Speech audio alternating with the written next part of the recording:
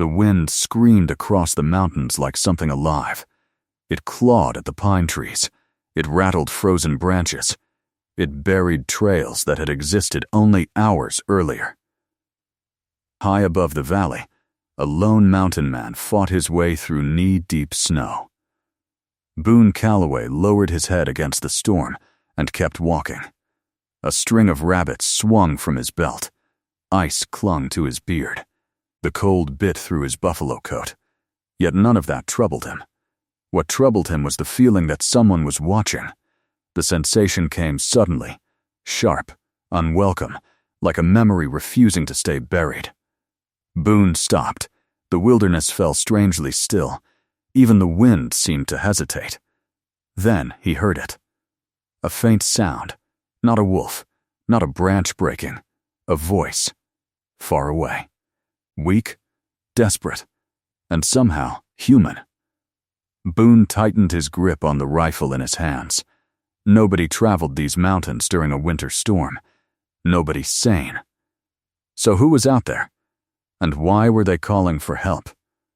For 12 years, Boone Calloway had lived alone in the Absaroka Mountains. 12 years without neighbors. 12 years without conversation. 12 years without needing anyone. His cabin stood hidden beneath a granite cliff overlooking a narrow valley. He had built every part of it himself. Every log, every stone, every nail. The mountains were honest. People rarely were. That was why he stayed. The mountains never betrayed him. People always had. By the time Boone reached his cabin, the storm had grown worse. Snow swirled around him in thick white sheets. Smoke drifted from the chimney. The sight usually brought comfort. Today it brought unease. That voice still echoed in his mind. He stepped inside. Warmth greeted him immediately. The fire crackled. The familiar scent of wood smoke filled the room. Everything sat exactly where it belonged. One bed, one table, 2 chairs he never used, shelves lined with preserved food, a rifle above the fireplace, a life built for one man, and one man alone. Boone hung the rabbits near the door and poured himself coffee. The bitter taste grounded him. Outside, the storm raged harder. He sat at the table. Silence returned. For a few minutes, he almost convinced himself he had imagined the voice. Then, the knocking came. 3 weak taps. Nothing more. Boone froze. The cup stopped halfway to his lips. Another knock followed, barely audible. Then, another. Slow, desperate. His hand moved automatically toward the revolver at his hip. Nobody should be here. Nobody. The knocking came again. This time accompanied by words. Please, a woman's voice. We'll die out here. Boone closed his eyes briefly. Trouble. That was what stood outside his door. Trouble wrapped in snow. Trouble wrapped in desperation. The kind of trouble he had spent 12 years avoiding. Yet the voice came again. Softer now. Please. Boone grabbed his rifle. He approached the door cautiously. Who's there? The answer came immediately. Just shelter for the night. The voice shook with cold. Please, sir. Boone slowly lifted the wooden bar securing the door. He opened it a few inches. Then he stopped. 2 women stood on his porch, or rather, one woman stood. The other barely remained upright. The younger woman supported an older one, whose eyes fluttered half-closed. Snow covered both of them. Their clothes were frozen stiff. Their faces were pale from cold and exhaustion. For a moment, nobody spoke. The younger woman stared at him. Fear filled her green eyes. But there was something else. Determination. The kind people carried when they had nowhere left to go. We saw the smoke, she whispered. My name is Abigail Reed. She pointed gently toward the older woman. This is Eleanor Pierce. The older woman swayed dangerously. She can't walk much farther. Boone looked beyond them. The storm was swallowing the mountain. Another hour outside would kill them. Maybe less. His instincts screamed at him to close the door, to protect the quiet life he had built. to keep strangers outside. Because strangers always brought pain. Always, but another part of him saw something else. Two frightened widows, two human beings standing at death's doorstep, waiting for mercy. Boone exhaled heavily. Get inside. Relief flooded Abigail's face. A shaky sob escaped her lips. Thank you. Boone stepped aside. The women stumbled through the doorway. The moment they entered, warmth washed over them. Eleanor nearly collapsed. Boone caught her before she hit the floor. She weighed almost nothing. That disturbed him more than anything. People shouldn't feel that light. Not unless life had already started leaving them. He guided them toward the fire. Take off the wet clothes, he ordered. I'll get blankets. Neither argued. They were too exhausted. Boone fetched thick elk hide blankets from his bed. Soon both women sat wrapped beside the hearth. Steam rose from their clothing. Their hands trembled violently. He heated water on the stove and added a small amount of precious sugar. Normally, he never wasted sugar. Tonight he did. Abigail accepted the cup with shaking fingers. God bless you. Boone looked away. Gratitude made him uncomfortable. Always had. Drink. The older woman managed a weak smile. You saved our lives. Maybe. He stared into the fire. Storm's not over yet. The women exchanged a glance. Something passed between them. Something heavy. Something familiar. Loss recognized loss. Boone noticed it immediately. After several minutes, color slowly returned to their faces. Abigail finally spoke again. We're widows. Boone said nothing. My husband died last spring. Her voice remained steady. Mostly, Eleanor lost hers the year before. The older woman nodded quietly. We were headed for Blackstone. Boone frowned. That's 3 days away in good weather, we know. Silence settled over the cabin. The fire popped. Snow struck the window. The mountains growled outside. Finally, Abigail looked toward him. There was hesitation in her eyes. And fear. We don't have money.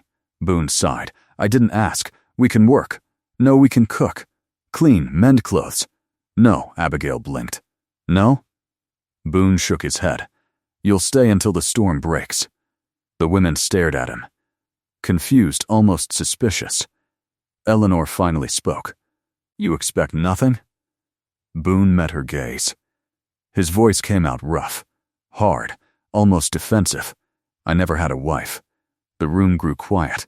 The fire crackled softly. Abigail studied him for a long moment.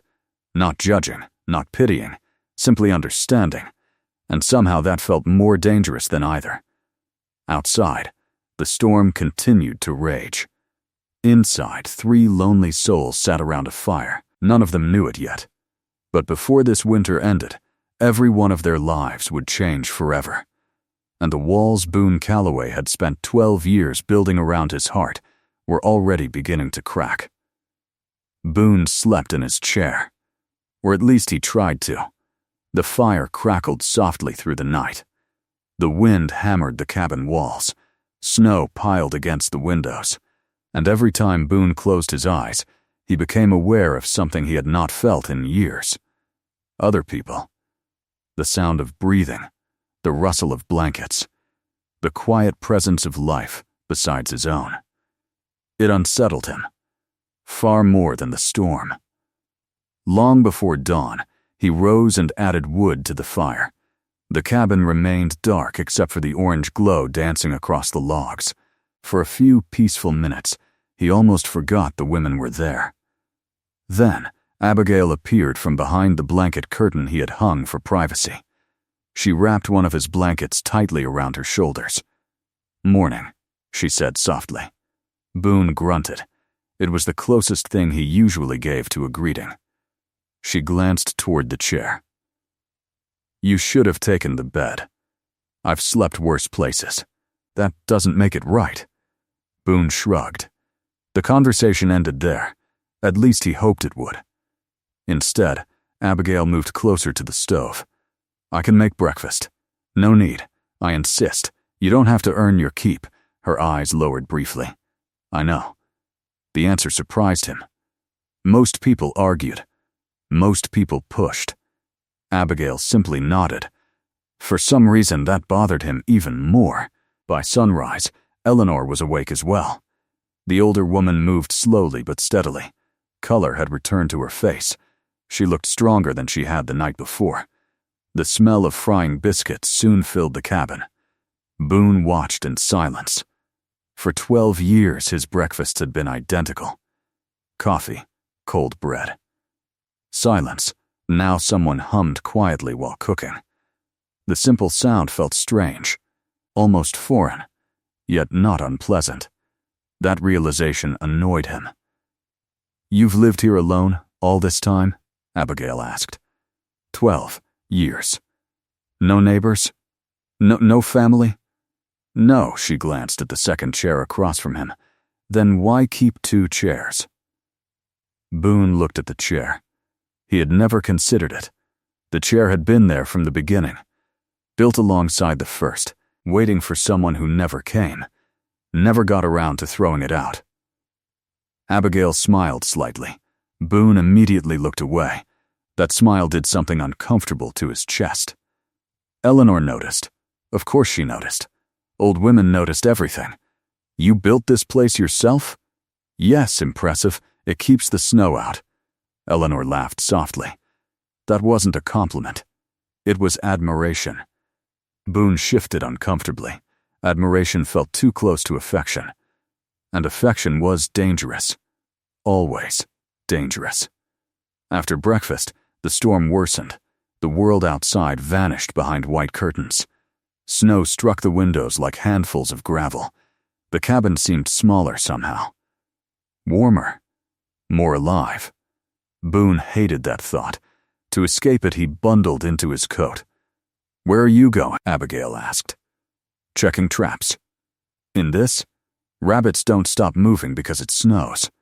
Before she could answer, Boone disappeared outside. The cold hit him immediately. Good. The cold made sense. The cold asked nothing from him. The mountains remained honest. Unlike people. For nearly 2 hours he wandered through drifting snow, checking traps that barely needed checking, gathering wood he did not need, doing anything possible to delay returning. Yet eventually he found himself standing before the cabin again. Smoke curled from the chimney. Warm light glowed through the window. And for the first time in 12 years, someone waited inside. That realization stopped him cold. Not because it made him happy. Because it scared him. When Boone stepped through the door, he froze. The cabin had changed. The floor had been swept. The dishes cleaned. His scattered tools organized. Fresh coffee brewed. Even the blankets had been folded neatly. Abigail looked up from mending a torn shirt. "We got bored." Boone stared. "This was my favorite shirt. It still is." She held up the repair. The stitching was nearly invisible. Boone inspected it. Perfect. Better than anything he could have done. "Thank you," he muttered. The words felt strange leaving his mouth. Eleanor looked up from the Bible she had found on his shelf. "Well, what? Apparently miracles do happen." Boone frowned. "What are you talking about? You just said thank you." Abigail laughed. A warm sound. Soft, natural. The cabin suddenly felt too small again. That evening, they sat around the fire eating rabbit stew. The storm still raged outside. Days could pass before the mountain released them. The realization settled over everyone. "We should tell you the truth," Eleanor said quietly. Boone looked up. What truth? The older woman exchanged a glance with Abigail. Then she sighed. "The town didn't simply ask us to leave." Abigail stared into her bowl. "They blamed us. For what?" "Everything," the answer came bitterly. "My husband died in a mine collapse." Eleanor nodded. "Mine was killed during an argument." Abigail continued. "Afterward, people started talking. Talking about what? Bad luck." Boone rolled his eyes. "Fools," they said, "wherever we went, tragedy followed." "Fools," he repeated. The banker's wife called us cursed. Eleanor laughed without humor. Funny how quickly decent people become monsters when they're frightened. The cabin grew quiet. Boone knew they were right. He had seen towns do worse. Fear needed victims, and widows made easy targets. What happened then? He asked. Abigail swallowed hard. Work disappeared. Friends disappeared. Eventually food disappeared. Eleanor stared into the flames. Then someone accused us of theft. Did you steal anything? No. The answer came instantly, without hesitation. Boone believed her, not because he knew them, because liars usually hesitated. Abigail hadn't. So they threw you out. Yes, in winter. Yes, Boone shook his head. The mountains were cruel. But at least the mountains never pretended to be civilized. Humans were often worse. Much worse. The fire popped loudly. Outside, wolves howled somewhere in the darkness. Abigail flinched. Boone noticed immediately. Wolves won't come near the cabin. How do you know? They know me. That earned a smile. You know wolves? I've survived them long enough. Eleanor chuckled. That's the most mountain man answer I've ever heard. Boone tried not to smile. Failed, just barely. For a brief moment, all three laughed. The sound filled the cabin. Warm, human, dangerous. Later that night, after Eleanor had fallen asleep, Boone sat alone by the fire. Or thought he was alone. Abigail stepped quietly beside him, wrapped in a blanket. The firelight danced across her face. You should sleep, she said. So should you. Neither moved. The silence stretched comfortably between them. Finally, Abigail spoke. Can I ask something? Depends. Are you lonely? Boone stared into the flames. A year ago he would have answered immediately. No, simple, easy. But now the answer felt different. Harder, more complicated. Loneliness becomes habit after enough years. That wasn't my question. Boone looked at her. The fire reflected in her green eyes. For a moment, neither spoke. Then, Abigail whispered, being used to loneliness isn't the same as being happy. The words struck harder than he expected, because somewhere deep inside, a part of him knew she was right. Outside, the storm roared against the mountain. Inside, the fire burned steadily. And for the first time in 12 years, Boone Calloway found himself wondering if solitude had truly protected him, or if it had simply become another kind of prison. The storm finally weakened on the 6th morning. Not completely, just enough for the mountains to breathe again. Sunlight filtered through the clouds in pale silver streaks. The world outside looked buried. Silent, endless. Boone stood by the window long before dawn, staring across the valley. Snowdrifts rose halfway up the cabin walls. Trees bent beneath layers of ice. Everything looked frozen in time. Behind him, the cabin slept. Or almost slept. You've been standing there an hour. Abigail's voice came softly. Boone glanced over his shoulder. She sat wrapped in a blanket near the fire. Watching him. Couldn't sleep. Neither could I. Neither mentioned why. Some things had become easier not to explain. Over the past week, they had settled into a strange rhythm. Boone gathered wood. Abigail cooked. Eleanor organized everything she could get her hands on. Meals were shared. Stories were exchanged. Silences no longer felt awkward. And that frightened Boone more than the storm ever had, because every day made it harder to remember what life had felt like before they arrived. You'll be leaving soon, he said. The words surprised even him. Abigail looked down. Yes, the answer hurt more than it should have. Boone hated that. The cabin suddenly felt colder. Denver's still several days away. We know. You don't have enough supplies. We'll manage. You might not. Abigail met his eyes. For a moment, neither looked away. Then Eleanor cleared her throat loudly from her bed. Good heavens. Both turned. The older woman sat upright, trying very hard not to smile. "If the two of you stare any harder, I'll need to leave the room." Abigail's face turned red. Boone immediately focused on the fire. Eleanor chuckled. "Thought so." The rest of breakfast passed quietly. But something had changed. Something neither Boone nor Abigail wanted to name. By afternoon, the weather improved enough for Boone to inspect the mountain trails. He packed supplies and headed out. The snow remained deep. Travel would be difficult. Dangerous, yet possible. For the first time since the women arrived, the reality of their departure felt real. And Boone found himself wishing the storm had lasted longer. That realization followed him through the snow, like a shadow.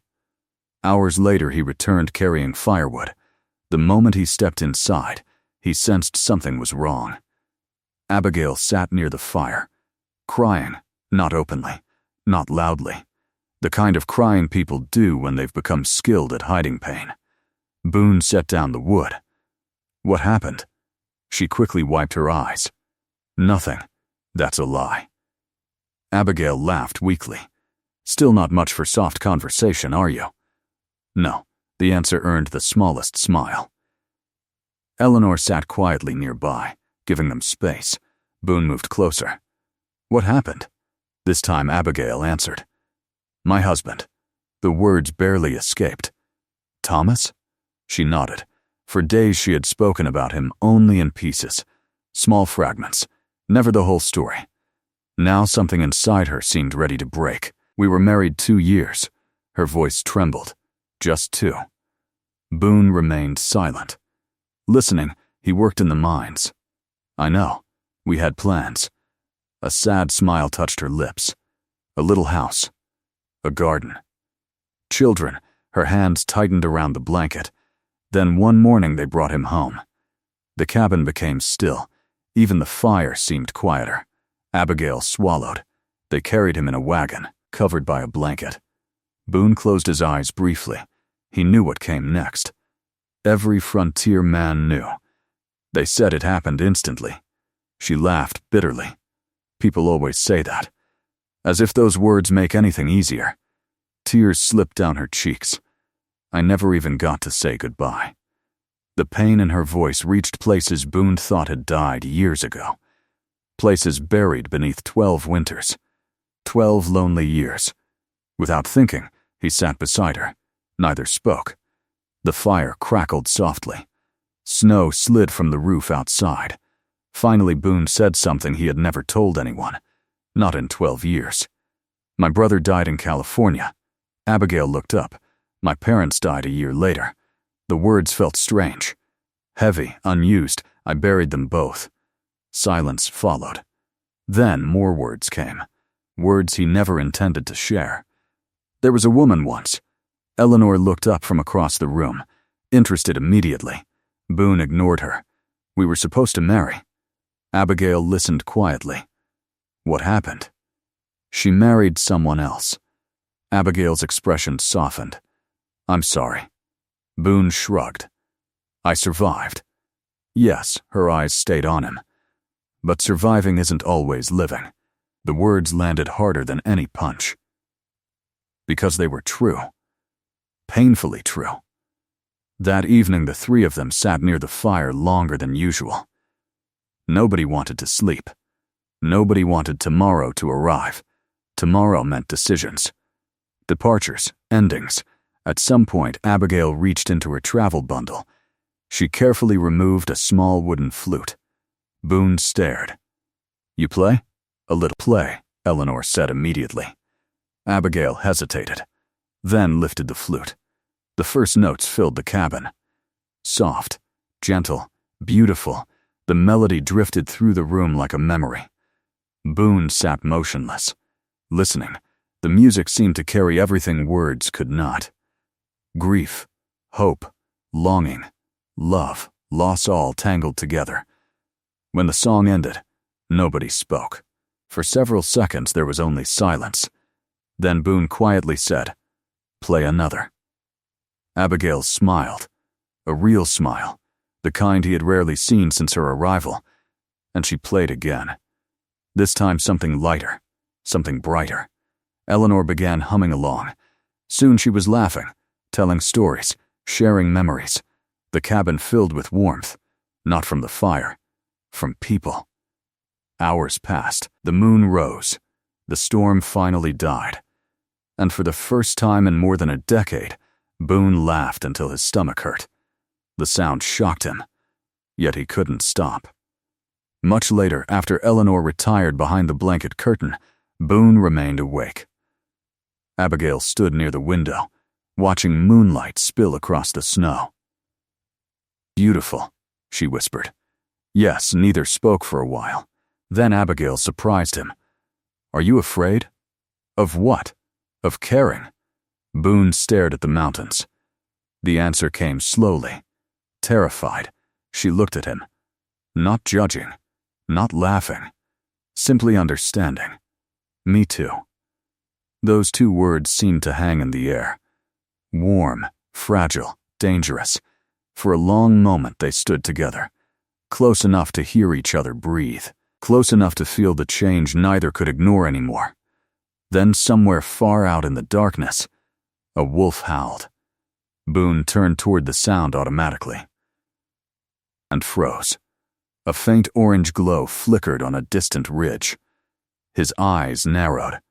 Fire, not lightning, not reflection. A campfire. Someone was out there. Watching, his stomach tightened instantly. Nobody traveled these mountains in winter without reason, and whoever sat on that ridge was heading toward them. Slowly, deliberately, Boone's hand moved toward his rifle, because deep inside, he already knew.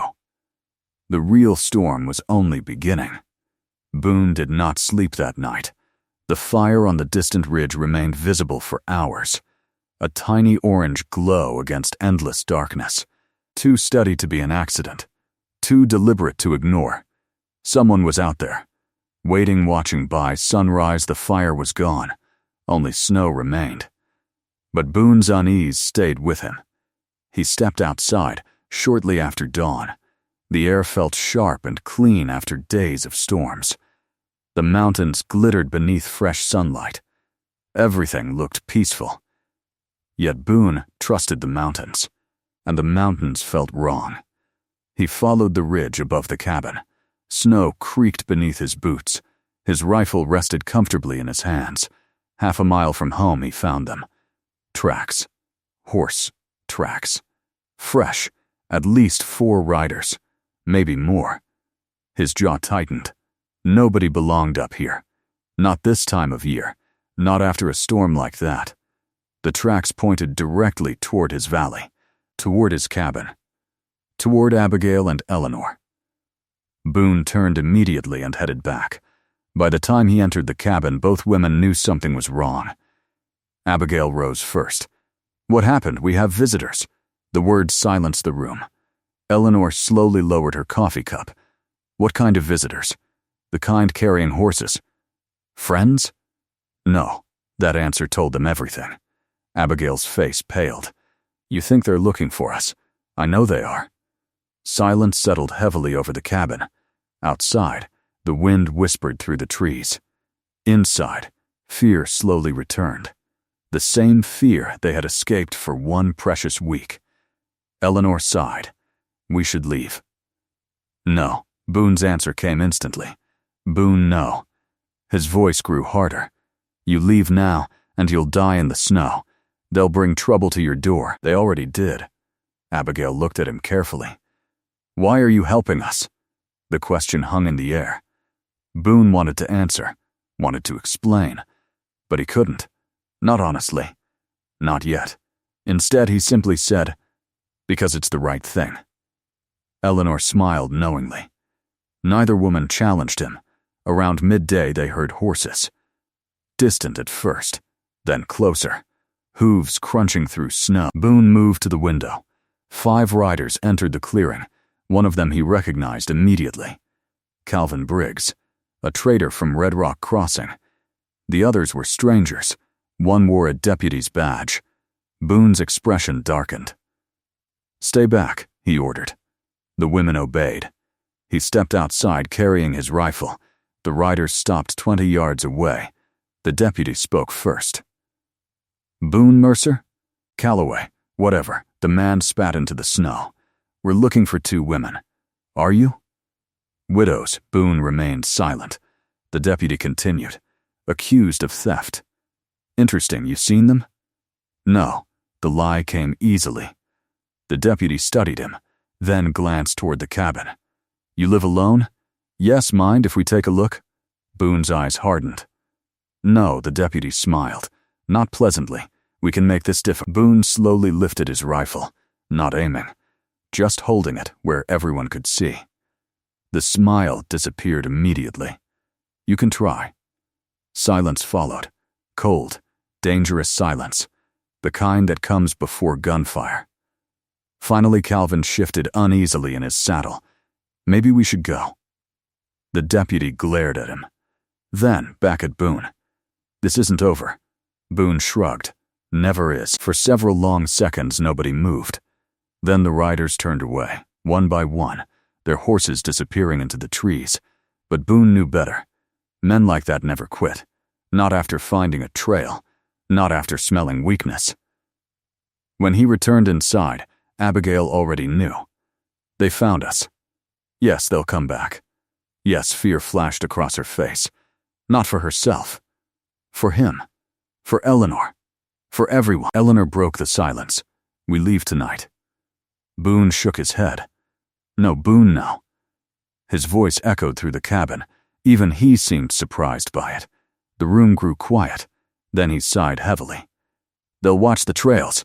They expect you to run." "So what do we do?" Abigail asked. Boone stared into the fire. Thinking, calculating, remembering. Finally he spoke. "I know a place." "What place?" "A cave." Both women looked confused. Boone continued. "High above the northern ridge.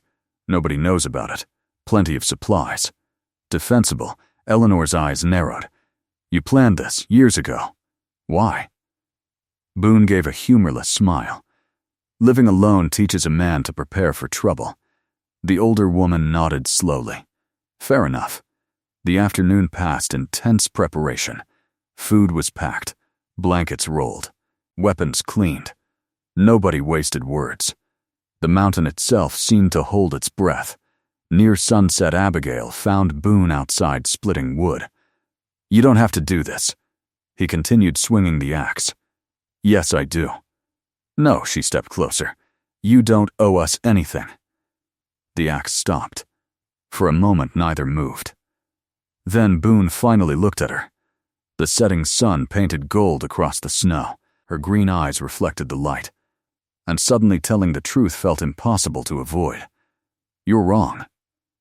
Abigail frowned. "How?" Boone lowered the axe. Because for the first time in 12 years, he could not hide behind silence. "For 12 years I woke up every morning with nothing to look forward to." His voice remained quiet, steady, painfully honest. "I survived. That's all, just survived." Abigail said nothing. Boone continued. "Then you and Eleanor showed up." The words felt heavier than any burden he had carried through the mountains. "You brought laughter, conversation, music, life." His eyes met hers. And now the idea of losing that, he stopped, unable to finish. Abigail's eyes shimmered. The cold wind moved gently between them. Neither looked away. Finally she whispered, "Boone." Just his name. Nothing more. Yet, it carried everything. More words would only weaken the moment. Then Eleanor's voice echoed from inside the cabin. "If either of you plans on declaring your feelings, do it quickly." Both jumped apart. "Because I'd rather not be chased through the mountains by armed idiots while waiting for romance to catch up." Abigail laughed. Boone groaned. And from inside the cabin came Eleanor's satisfied chuckle. For the first time all day, fear loosened its grip. Just a little, but not for long. As darkness settled over the valley, Boone stepped outside one final time. Far across the snow-covered ridge he saw movement. Tiny figures. Torches, more riders. more than before, coming directly toward the cabin. Boone counted quickly. 1, 2, 3, 4, 5, 6, 7. At least 7 men, maybe more. His stomach tightened. This wasn't a search anymore. It was a hunt. And this time they were bringing enough men to finish it. Boone quietly closed the cabin door behind him, then turned toward Abigail and Eleanor. "We leave now." The expressions on their faces told him they understood. The mountain had given them 1 week of peace. Now it was demanding something in return. And before sunrise, all 3 of them would become fugitives. The mountain swallowed them before dawn. Snow crunched beneath their boots. Cold air burned their lungs, and somewhere behind them, men were riding toward the cabin. Boone led the way. A lantern remained hidden beneath his coat. His rifle rested across his shoulder. Every few minutes he stopped to listen. The mountain spoke constantly. Wind, trees, ice shifting beneath snow. A man survived these heights by learning which sounds belonged, and which did not. Behind him, Abigail helped Eleanor through the drifts. The older widow never complained. Not once. Even when exhaustion showed plainly on her face. Even when every step hurt. "We're making good time," Boone whispered. "That's a lie," Eleanor muttered. Abigail smiled despite the danger. Boone almost did too. Almost. The cave remained several miles away, and sunrise was coming. Too quickly. As dawn slowly brightened the eastern horizon, they reached a narrow ravine. Boone stopped immediately. Fresh tracks. Many tracks. His expression hardened. They split up. "What does that mean?" Abigail asked. "It means they're smarter than I hoped." Silence followed. The mountains suddenly felt much smaller, much less protective. Boone studied the terrain, then pointed toward a steep ridge. "We go that way. That isn't the cave." No, Eleanor understood first. A false trail. Boone nodded. "If they find tracks leading toward the cave, we're trapped, so we confuse them." The older woman smiled. "I taught children for 30 years. Confusing people is a useful skill." For the next several hours they deliberately changed direction, crossing frozen streams, doubling back, walking across rocky ground where possible. Boone erased signs whenever he could. The process was slow, dangerously slow, but necessary. Near midday disaster struck. Eleanor slipped. A patch of hidden ice vanished beneath her foot. She cried out, then collapsed. Abigail rushed to her side. Boone was already kneeling, examining the injury. His jaw tightened. "Ankle," the older woman closed her eyes. "Wonderful, can you walk?" Eleanor tried. Pain flashed across her face. No, silence followed. Heavy silence. The kind that carried consequences. Abigail immediately shook her head. "No." Boone looked at her. "You don't even know what I'm about to say. You're thinking of leaving her." "No." Relief washed across Abigail's face. "Then what?" Boone sighed. "I'll carry her." Eleanor stared. "Absolutely not. You don't weigh much. That's hardly the point. It's the only option." For several seconds nobody argued, because everybody knew he was right. The journey became slower. Much slower. Boone carried Eleanor across his shoulders. Abigail carried most of the supplies. The mountain fought them every step, yet somehow they kept moving, hour after hour, until finally they reached the ridge overlooking the hidden cave. Relief swept through Boone, then vanished instantly. Smoke, fresh smoke, rising from below. His heart dropped. Someone was already there. Abigail followed his gaze. "Oh no." Eleanor closed her eyes. "Please tell me that's not what I think it is." Boone didn't answer. Because he already knew. The riders had guessed correctly, or gotten lucky. Either way, men waited below, watching the cave, watching the only obvious entrance. The 3 of them crouched behind snow-covered rocks, hidden. For now. "How many?" Abigail whispered. Boone counted carefully. 1, 2, 3, 4, 5. At least 5 men. Maybe more hidden nearby. The situation felt hopeless. Then Boone remembered something. Years ago he had explored every inch of this mountain, every crack, every passage, every hidden corner, and one memory suddenly returned. There might be another way. Might? Eleanor asked. That isn't reassuring. Boone ignored her. There was a narrow passage, years ago, connected to the cave. You remember where? Mostly? Abigail repeated nervously. Boone stood. Come on. The search took hours. The mountain tested them relentlessly. But eventually Boone found it. A narrow opening hidden beneath fallen rock, barely large enough for a person. Abigail stared. We're supposed to fit through that? Probably. Eleanor sighed. I miss ordinary problems. One by one they squeezed inside. Darkness swallowed them immediately. The passage twisted deep through stone. Narrow, cold, claustrophobic. Yet it led exactly where Boone remembered. The hidden cave. When they finally emerged, relief nearly overwhelmed them. The cave remained untouched.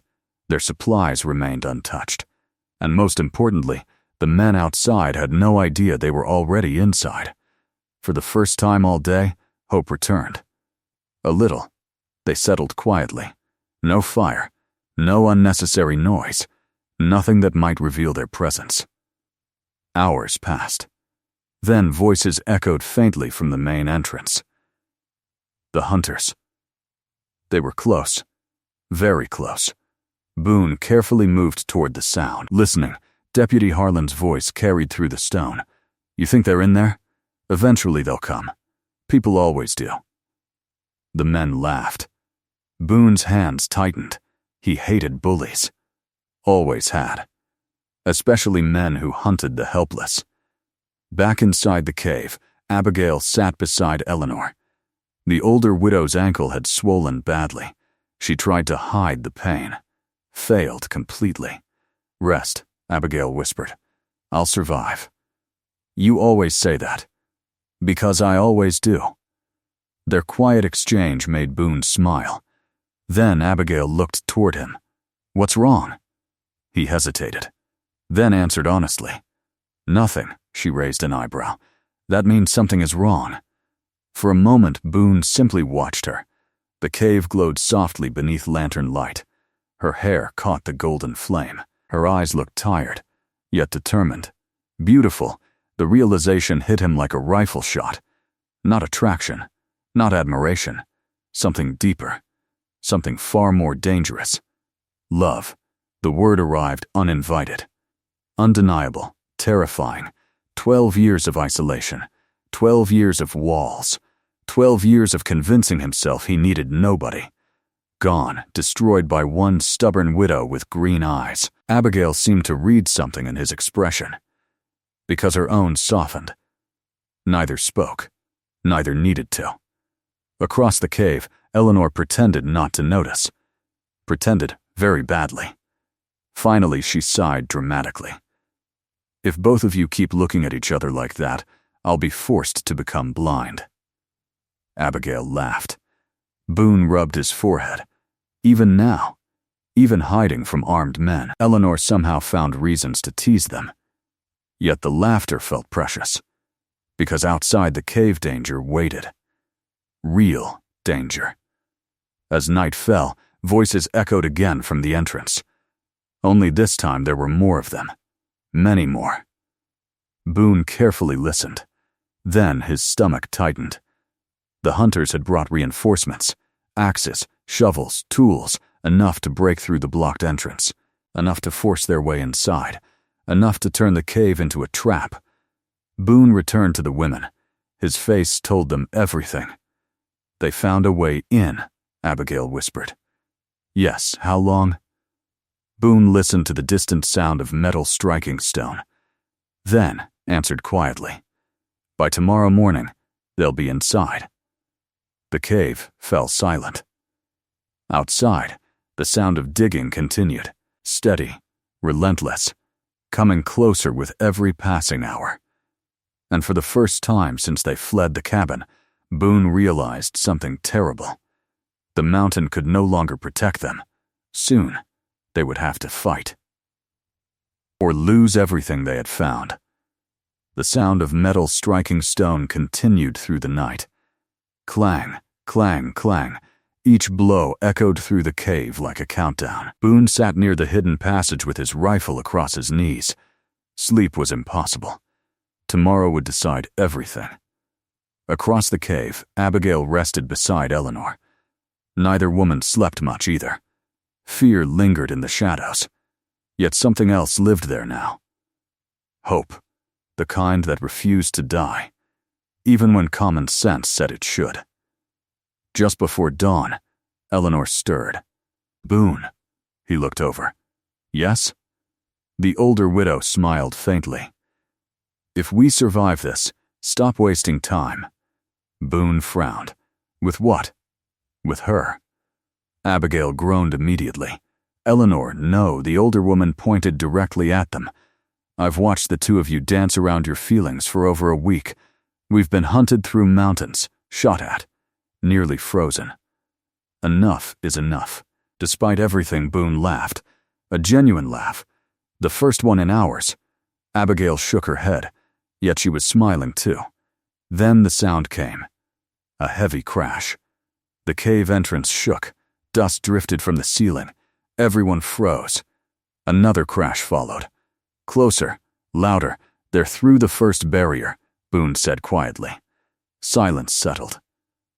The final moments before a storm. The final breaths before battle.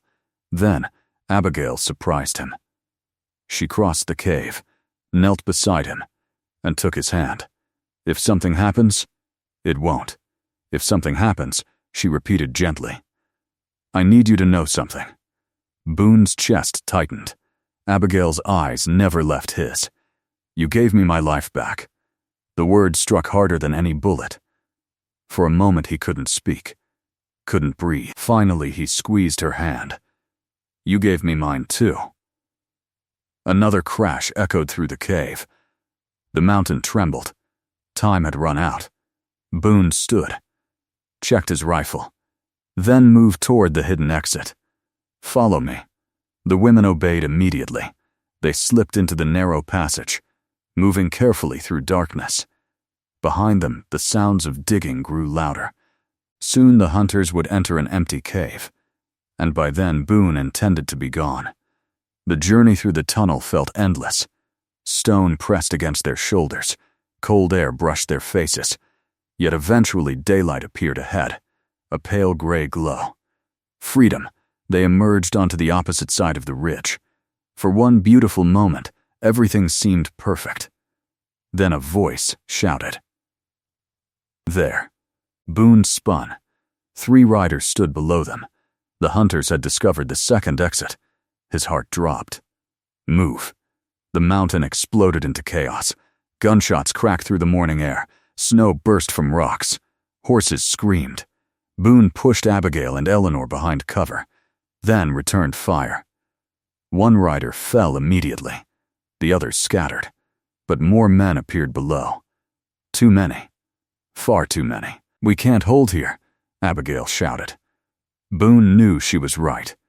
The hunters spread across the slope, closing in. Slowly, methodically, the situation looked hopeless. Then a new rifle shot echoed across the valley. One of the attackers tumbled from his saddle. Another shot followed. Then another. The hunters suddenly turned. Confused, panicked, Boone recognized the rifle immediately. A grin appeared on his face. About time. "What?" Abigail asked. Then she saw them. 4 riders charging through the trees. Leading them was a massive trapper wrapped in furs. Jedediah Wells, Boone's oldest friend, the man whose life Boone had saved years earlier. And he hadn't come alone. "Get away from my mountain." Jedediah roared. His rifle thundered again. The attackers broke instantly. Their courage disappeared the moment real resistance arrived. Within minutes the hunters retreated, racing back through the snow, desperate to escape. Boone watched them go. Relief washed through him. Slowly, deeply, for the first time in days, they were safe. Truly safe. Jedediah approached with a grin. "Well," Boone laughed. "Well," the old trapper looked toward Abigail and Eleanor, then back at Boone. "You certainly know how to complicate your life." Apparently, Jedediah's grin widened. Good. The journey to Jedediah's cabin took most of the day. By evening they sat around a roaring fire, safe, warm, alive, and finally free from pursuit. The following weeks changed everything. A federal marshal arrived in the region. Evidence surfaced. Witnesses spoke. The accusations against Abigail and Eleanor collapsed completely. The deputy who had hunted them lost his badge. Several men faced charges. Justice arrived slowly. But it arrived. For the first time in months, the widows could live without fear. Yet something else had changed.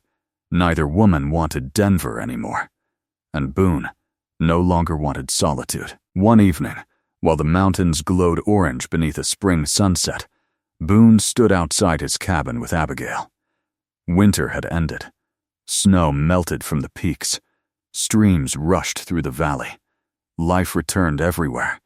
Except Boone knew life had already returned long before spring.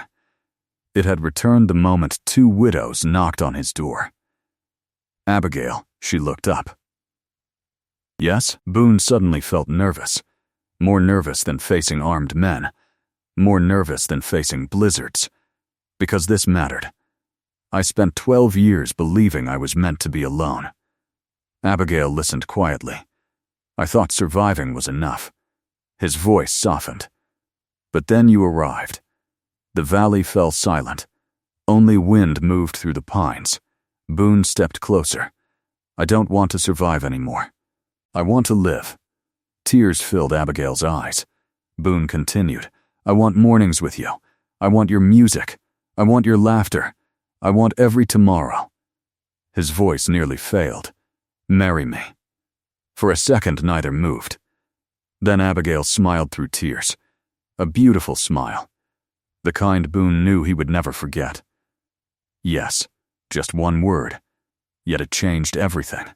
Several weeks later, they married beside the mountains. No grand church. No crowded town. Only family. Only friends. Only love. Jedediah stood proudly beside Boone.